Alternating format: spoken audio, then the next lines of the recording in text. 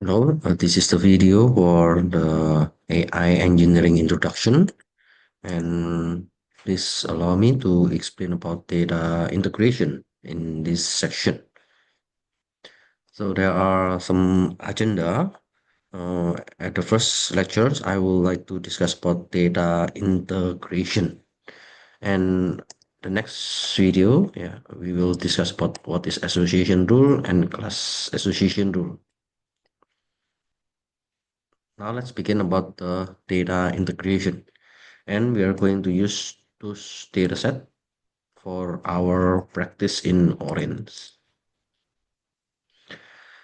The data integration, it requires the data in many kind of sources. As you know, the data can have a lot of sources. For example, we have the first data, we have the second data, we have the third data, and we can put all of them into one place. And now we have the word data lake. So the data lake, it means we put everything in lake. Lake is Ozu.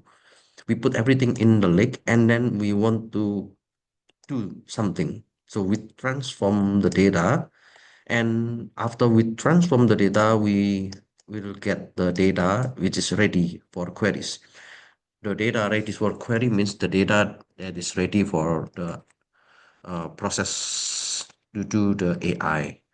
So if your data is ready for the AI, then it will be very, very convenient. But in a matter of fact, it is very tough to do this process because there are a lot of data. For example, we can identify the data source, the internal data, which is commonly private. So the company data or any institution, they have the data, but maybe they cannot share the data. And the other things about the data is the external data. Some external data might be private, but most of the external data is public.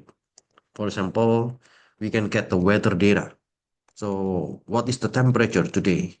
And what is the prediction of the weather? Whether it is raining or overcast and etc.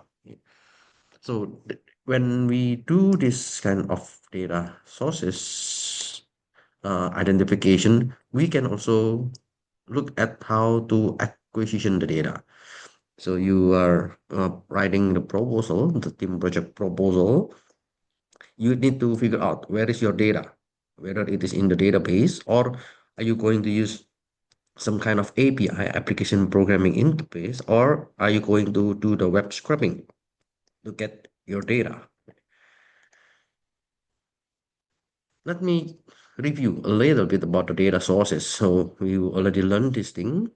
We know that the data in the public sources, the data can be represented in XML, the data can be represented in JSON, the data can be represented in Excel file, or the data can be represented in the CSV file. So what we already learned until now, when you do the orange, most of the data are in the spreadsheet or the CSV. Okay, so we use the CSV most of the data because it is very small. It's light compared to the other kind of data. So if you want to learn other data set, like the XML or JSON, I think you need to learn in other classes. And as you know, we can get the data from the public organization. So we have a lot of link to refer to if you want to get the data for your analysis. That will be good if you refer to this page. So this is just a revisit from what I explained previously. Now, the issue is when we have a lot of data and we want to put it into the same table. So we call this is data integration. So data integration, by the definition, we want to combine data from multiple sources. So let's say you got the data from scraping the neighbor, and then you want to connect with the data from Gong Gong data, okay, and etc. Then this kind of multiple sources. Yeah, we call it the multiple sources. Maybe your neighbor and then Google. So you want to combine with the data from the Kyubu Ministry of Education and etc. Then you want to make it into a coherent store or coherent storage. So there are three kind of things you need to consider. The first is the schema integration. The schema integration means I have the column name.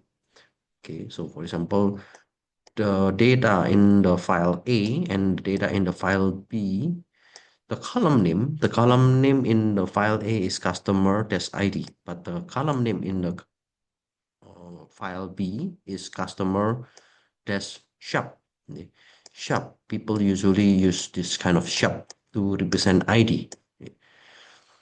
So this kind of things, we need to integrate the metadata from different sources. The other kind of data integration problem is the entity identification problem. So we need to identify the real world entities from multiple data sources. Yeah. So let's say, do you know base? Do you know base? This one? So actually, in the word base here is referring to fish. So this is base, the fish. Meanwhile, there is also another bass, which is the bass guitar. Okay. So if you're a musician, you know that this is the bass guitar. Now, we need to identify whether it is the database about nature or maybe animals, or this data is about music. So if the database is about music, then I know for sure that it is the bass guitar. But if it is the database about nature or animal, then I know for sure that this is related to fish. Okay. The other thing about the identification problem is the language. So in the Korean language, you use the Hangul like this one.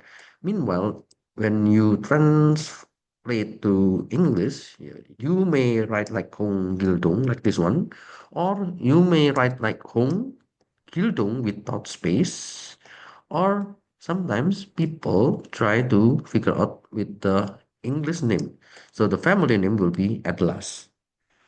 So in this case, how can we know that they are in the same entity or they are the same person to represent this one? Maybe for human, okay, if we are a human, we can understand easily. But how the machine can understand this one? So we need to figure out. And the other thing that we need to also look at is the data identification problem. In the data identification problem, if we use the entity, we can figure out like, yeah, the sound, I think it's the same. Yeah, bass, hong gil dong hong. So it's same. But when we refer to the data, it might be a little more complicated. For example, the attribute values from different sources are different, but actually they are the same. Yeah, but actually they are the same. Why? For example, I want to measure the person height. Yeah. So let's say, yeah, the in UK, you will use this kind of measurement, 5 feet 25 inches. Yeah. But yeah, this is 5 feet 25 inches. But I think in Asia, in most Asian country, we use centimeter to represent the height. So when you go to UK, your data will have the units like 5 feet 25 inches. But when you go to Korea, you need to put your head in the centimeter. So actually it is the same, but it is different unit. Okay?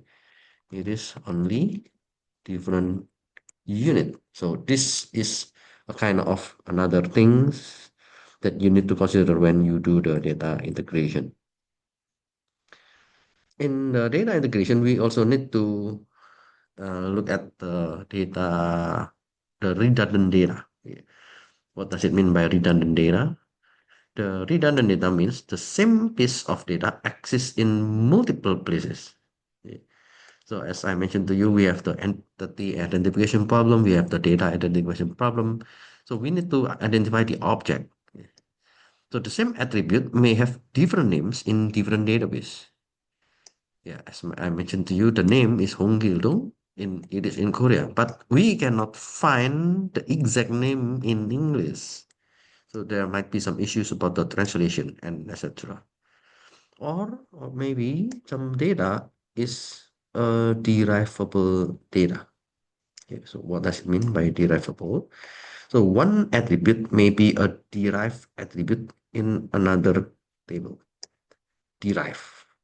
So derive, for example, in the table, okay, in one table, you will see a kind of salary. Okay, so the salary of one person. So the salary, yeah, ID, and then let's say this is the name, ID1. The name is A, and then the salary is, let's say, 5,000 US dollar. So what is this salary? Is it a total salary or a basic salary? Okay. So let's say this is the basic salary. Then, yeah, if you have the information on the basic salary, yeah, that's only the numbers. But if you have the information about the total salary, let's say this is the total salary, then it means we will need the information about the basic salary, and we also need to know about the insurance cost, because in the company, when you receive your total salary, or we call it usually take home salary, the salary that you can get at your bank account, take home salary is the basic salary minus the insurance cost or the other kind of costs. So in this case, yeah, the data is derivable. It is derived from basic salary, from insurance cost, and maybe from another cost. So this is another issue when you want to integrate. So the salary might not be the same if you try to integrate different columns. So redundant attributes may be able to be detected by correlation analysis and covariance analysis. So I will not put more details about the correlation analysis and covariance analysis. You can learn this one in the other kind of courses, for example, in the statistics course. So it is necessary to avoid redundancy. Why? Because when you can avoid the redundancy, it will improve the AI applications. Now, let's see how we can apply this data integration with Orange. And there are three kind of data. This is the data from human resource. It's R. Okay, I can specify this is it's R is for human resource data. And this data is about five employee: Alice, Bob, Charlie, David, and Eve. And we can see the origin of country and then the employment status, whether they are permanent or part-time. And yeah, this is the information about the employment years. So let's say Alice already 5 years in this company, and then Bob is already 7 years in this company. Charlie has been 2 years in this company, and so on. Now we have the financial data. So the financial data refers to the salary. Okay. So I will make it simple for this example. And the other thing we have is the department data. The department data means, okay, we have this ID. The ID 10101 is Alice. Okay, 101 is Alice. And then Alice 101 belongs to the sales department. Okay. 102. 102 is, sorry, 102 is Bob. Okay.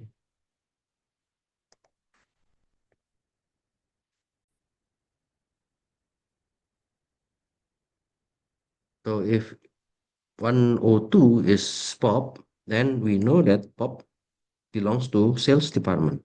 And the sales department, the department head is John. Okay.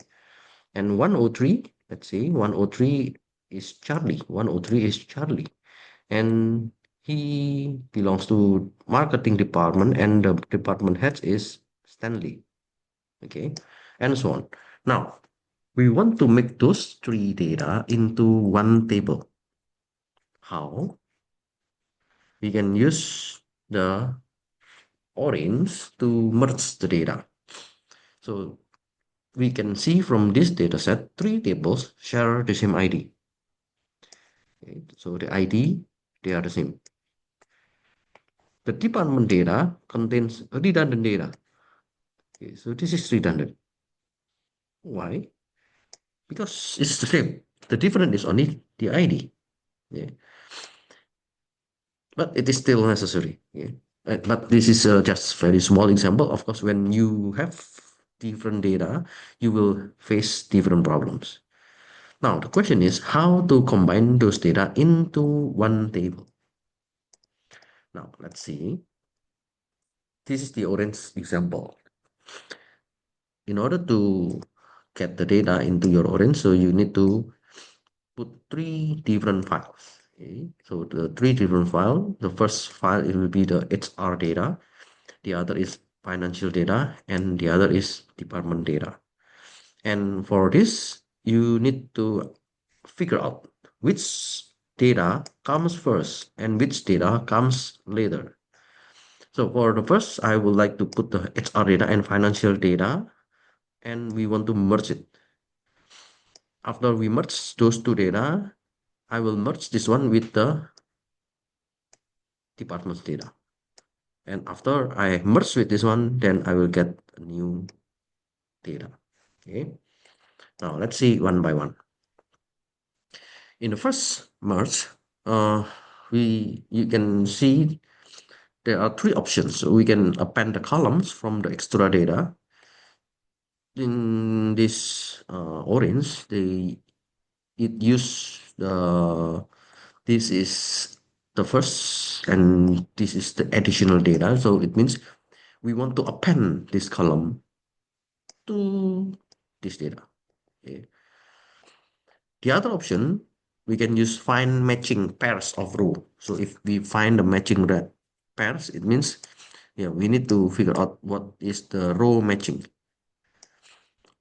Concatenate tables means just to add the tables which is not available. So yeah, this tree is the definition from Orange. Actually, there might be a lot of combinations, but Orange only have these three options. And yeah, I will just use only the first and the third to represent the data integration.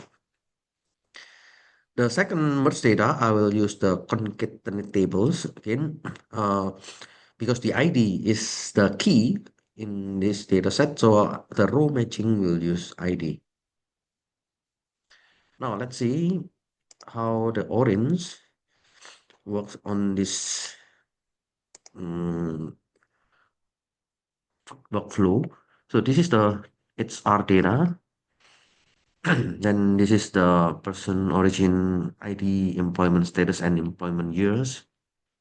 And this is the financial data, the person ID and the salary. And then you are going to merge the data. So merging is using the append, and the row matching is using the ID.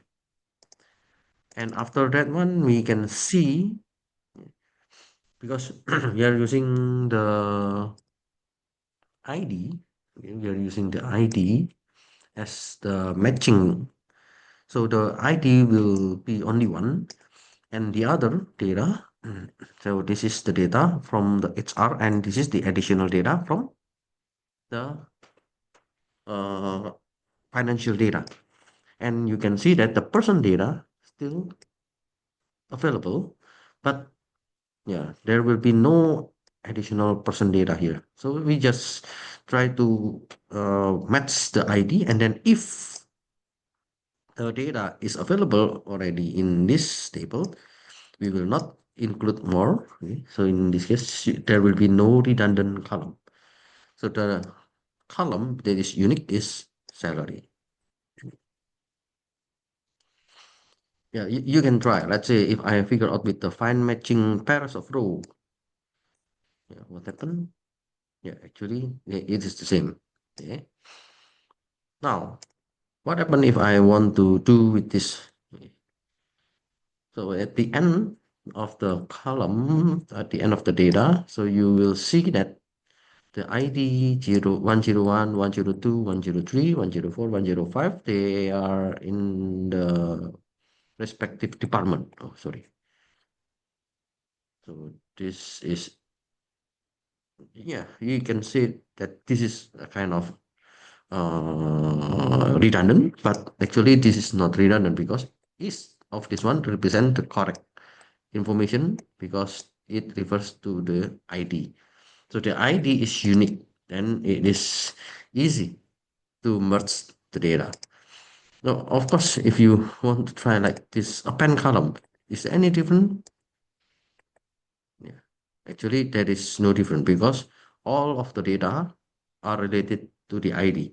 If the ID is not the min, then it might be some issues. Yeah, because this is the basic data integration. Okay, this is just the AI introduction.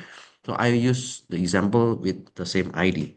Once you have the data with uh, different mechanism or different kind of data set, then yeah, you need to figure out how to deal with the problem for the data integration. Okay, so this is about the data integration. I will make another video for the association rule and the class association rule. Thank you.